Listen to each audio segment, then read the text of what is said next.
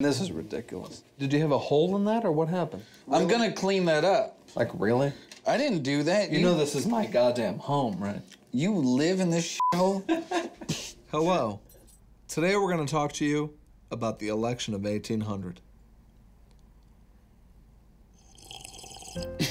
Thomas Jefferson and John Adams, they were founding fathers of America, and they were also the best of friends. Adams was like, the Constitution, you can kind of bend that how you need to bend it. We can kind of work with this. And Jefferson was always like, Constitution is the Constitution. Can't with that. But they loved each other until Adams became president. And immediately they started butting heads. John Adams was like, it's illegal to talk any about the president of the United States. And if you disagree with the federal government, you. And Jefferson was like, well, this is tyranny. That's a violation of a little something called freedom of speech. It all really reaches its head on the election of 1800, where these two lifelong friends were pitted against each other. Adams is like, if you elect Thomas Jefferson, here's what you're gonna get. Murder, all the time. Everybody's gonna be murdering each other. Incest. Your wives will lose their virtue, having sex with a lot of dudes, willy-nilly. So Jefferson starts talking a lot of about John Adams. We're talking about guys who, like, created this country. They were really like a bunch of 8th graders. He was like, you know what? Adams has prostitutes shipped in from overseas that he bangs all the time. I'm just gonna tell you that right now. I feel like I keep seeing spit flying from my mouth. No, I'm feeling it. Am I spitting a lot? I'm glad you're seeing it. Yeah, that's good. I'm in the splash zone. So Jefferson went to the newspapers. He says, I want to tell you this John Adams is a hermaphrodite. He's got both man and woman sex organs. But this is like a published statement from Thomas Jefferson. Adams was like, okay, fine, you want to go that route? That's when the got really dirty. Adams says, oh, by the way, if you were thinking about voting for Jefferson, you shouldn't, because he's dead.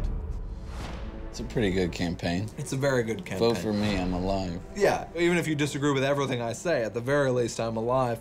Would you rather be accused of having a penis and a vagina or being dead? I think being alive with a penis and vagina would be an amazing experience. And you're alive. Jefferson calls upon a hatchet man, James Callender, to publish newspaper articles about Adams. Adams, what was I gonna say here? Oh yeah, and he's gonna go to war with the French. That's what was published in the newspapers, and it's a lie, it's not true at all. America was like, I don't wanna go to war with the French. That sounds terrible. And they elect Jefferson into office. Jefferson wins. Adams is like, you want to go with this loser? Fine. But before I leave, I'm going to appoint all of these people who violently oppose everything Jefferson stands for. And then he's like, I hope you like all these assholes.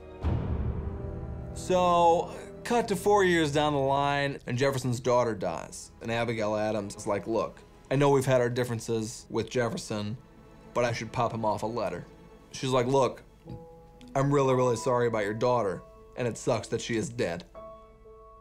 Jefferson gets this letter and he's like, I want to thank you so much for being so considerate about the death of my daughter.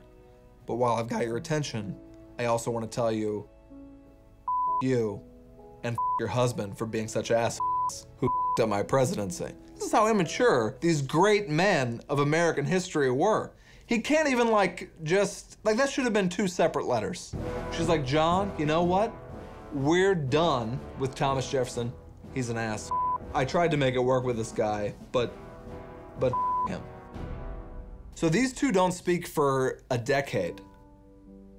Eventually, Benjamin Rush, who was another founding father, was like, look, John Adams, Johnny, I love you two guys. Why aren't you speaking anymore? Why can't we all be friends like we used to back in those glory days, those 1776 days that were so magical? And John Adams was like, look, I love Tommy Jeffs. I'm a big fan. I'll pop him off a letter. It's very general. It's like, hey, how you doing? I miss you. I hope you're all right. How's things going? Jefferson gets the letter. He's like, Adams, Johnny Ads.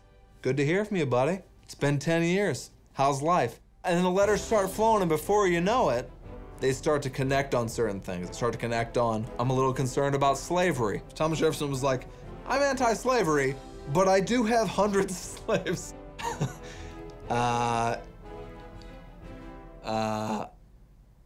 What am I talking about?